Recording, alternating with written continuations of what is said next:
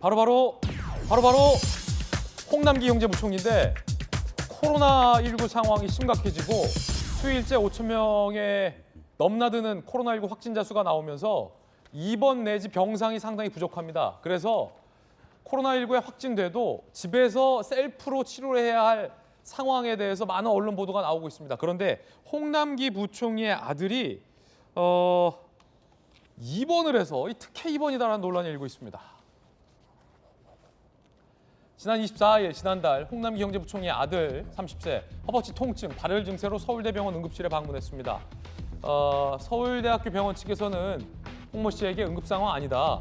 코로나19로 일반 환자 입원은 안 된다라고 얘기했습니다. 하지만 2시간 뒤 홍남기 부총리의 아들 입원이 결정됐습니다. 1인 특실에 2박 3일간 입원이 결정된 겁니다.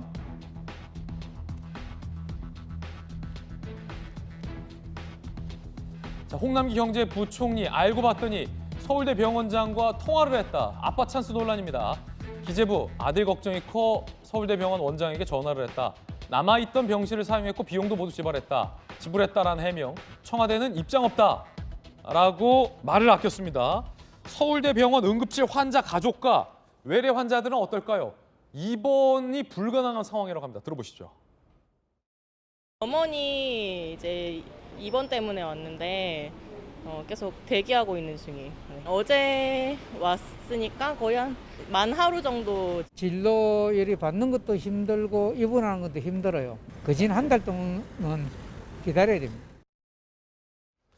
자, 코로나19로 일반 국민들은 우리 어머니 당장 입원시켜 드려도 하루 이틀 입원을 못하고 대기를 하고 있는데 경제부총리 아빠 전화 한 번으로 허벅지 통증을 호소하는 30살의 홍남기 부총리 아들이 1인 특실로 입원을 할 수 있게 된 것과 관련해서 여러분 어떻게 생각하십니까? 먼저 김병민 대변인. 이건 뭐 단순한 아빠 찬스를 넘어선 일이기 때문에 분명한 사실관계 규명이 필요합니다. 특히 코로나 위기 상황이고 여기에 대해서 많은 국민들 중에 정말 힘들고 어려운 상황이 있어도 제대로 된 병실을 찾지 못해서 어려움을 겪고 있는 국민들이 상당할 겁니다. 근데 경제부총리의 아들이 경제부총리가 서울대병원장과 전화통화를 했던 사실들까지 드러나고 있는 마당이기 때문에 특혜를 입었다면 상상할 수 없는 일들이 일어났다고 하지 않을 수 없을 겁니다. 서울대학교 병원의 이 문제가 사실 어제 오늘 일은 아닌 거로 기억이 나는데요. 여러 정치인들이 서울대학교 병원에서 특혜를 입은 것 아니냐 이런 의혹들이 이 과거에도 제기된 바가 있었는데 지금은 더더군다나 코로나에 대한 위기 상황에서 솔선수범하고 모범을 보여야 되는 대한민국의 정말 국정에 가장 높은 위치에 있는 사람 중 하나인 경제부총리가 여기에 대한 전화로 특혜성 성격의 혜택을 받았다면 이는 즉각적으로 경제부총리 자리에서 물러나는 일만으로도 부족한 일이라고 생각합니다. 사건에 관한 진실 반드시 밝히고 이 내용에 대해서는 정부가 가능한 한 모든 일에 대해서 국민 앞에 진솔한 고백에 나서야 한다고 생각합니다. 자, 야당에서는 들으셨던 것처럼 홍남기 경제부총리 물러나라라는 입장인데 자, 여당의 전재수 의원님은 어떻게 보십니까?